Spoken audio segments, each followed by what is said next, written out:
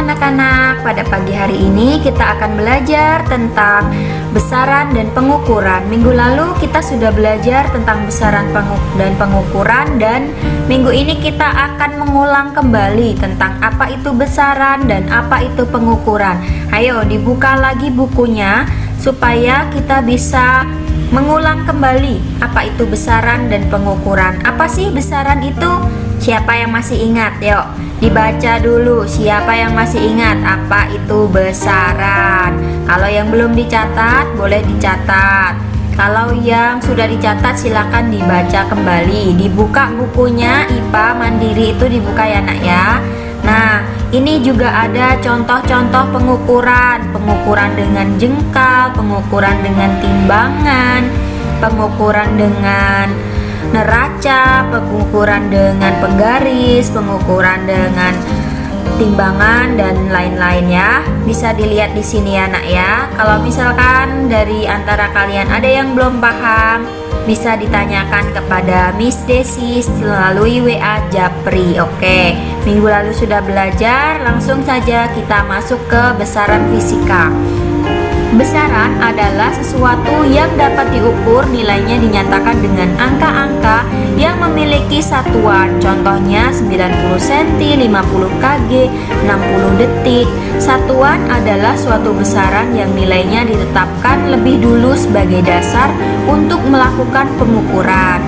Perasaan sedih, kecantikan, kepandaian, apakah hal itu merupakan besaran fisika? Yuk, masih ada yang ingat? Nah tentunya tidak. Yuk langsung saja kita masuk ke besaran pokok. Besaran pokok adalah besaran yang satuannya sudah ditetapkan atau terdefinisi terlebih dahulu. Panjang meter, satuannya, lambang satuannya ada M. Nah minggu lalu sudah Miss minta untuk menghafalkan tabel besaran pokok. Siapa yang belum hafal? Nah bagi yang belum hafal, dihafalkan lagi, karena ini akan selalu muncul di soal-soal bahwa akan ditanyakan besaran satuan lambang besaran panjang itu apa, misalkan M gitu ya. Oke, sekarang langsung besaran turunan. Apa sih besaran turunan itu? Nah, besaran turunan adalah besaran yang satuannya diturunkan dari satu atau lebih dari satuan besaran pokok. Jadi besaran turunan itu turunan dari besaran pokok gitu ya. Oke, selanjutnya sistem satuan internasional atau standar baku. Nah, untuk menjadi standar baku itu bersifat tetap, mudah ditiru, dan bersifat universal. Bersifat universal itu umum, digunakan di mana saja, di belahan dunia mana saja. Jadi ketika mengukur di Indonesia dan mengukur di Amerika itu satuan SI-nya sama. Oke. Nah, sekarang standar satuan panjang. SI-nya meter. Berasal dari kata metron yang artinya mengukur. Nah, meter standar dibuat dari batang platina iridium disimpan di kota Sèvres dekat Paris. Standar satuan massa itu ada kilogram. Massa itu sama dengan jumlah zat yang terkandung dalam suatu benda. Nah, standar sebuah silinder massa itu dengan 1 liter air murni bersama dengan suhu 4 derajat Celcius. Jadi standar satuan waktu juga ada sekon gitu ya. Nah, sekarang konversi satuan panjang ini adalah yang sudah pernah Miss bagikan videonya. Itu ada naik dibagi, turun dikali gitu ya. Nah terus ada pengukuran, adalah kegiatan membandingkan suatu besaran dengan alat ukur sebagai satuannya. Nah alat ukur besaran panjang itu ada apa aja? Yang pertama ada mistar atau penggaris. Nah bisa dilihat ya. Lalu yang pertama, gimana sih cara menggunakan mistar? Nah cara menggunakannya bisa dilihat di gambar. Ini menurut kalian berapa sih panjangnya? Nah, di sini ada 21 cm sudah terlewat ya. Nah, selanjutnya 21 cm masih lewat, itu dihitung ada berapa. Nah, 1 2 3 4 5 6 7. Nah, jadinya panjangnya adalah 21,7 cm.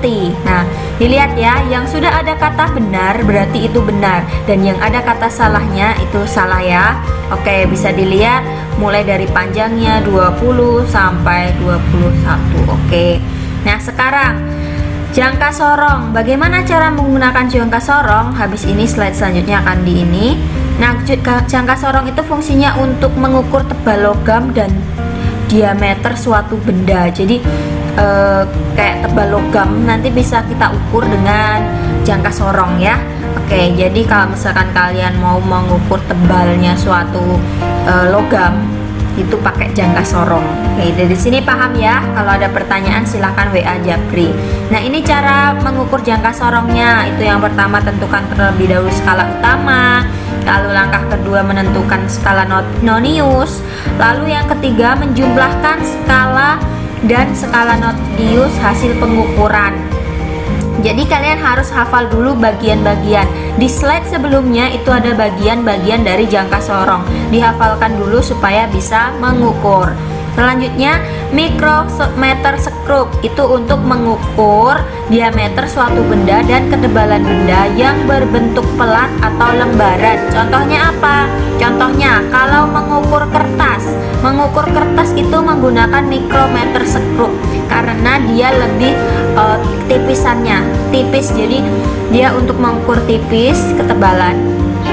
Terus dia itu tingkat ketelitiannya lebih tinggi ya. Nah, bisa dibaca tadi di slide sebelumnya juga ada contoh membaca mikrometer skrup itu bagaimana. Nah, ini ada skala yang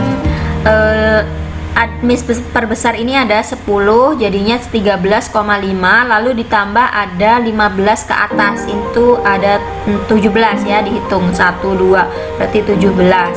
Jadi 13,5 ditambah 0,17 hasilnya adalah 13,67. Nah, untuk mengukur berat besaran massa itu bisa menggunakan timbangan. Ukur waktu itu ada stopwatch. Sekarang keselamatan kerja di laboratorium. Nah, salah satu usaha untuk mencegah terjadinya kecelakaan di laboratorium adalah dengan memperhatikan dan melaksanakan tata tertib di laboratorium. Penyebab kecelakaan di lab itu yang pertama tidak mematuhi tata tertib dan lain sebagainya, bisa kalian lihat ya. Oke, demikian pelajaran dari Miss. Thank you, God bless you.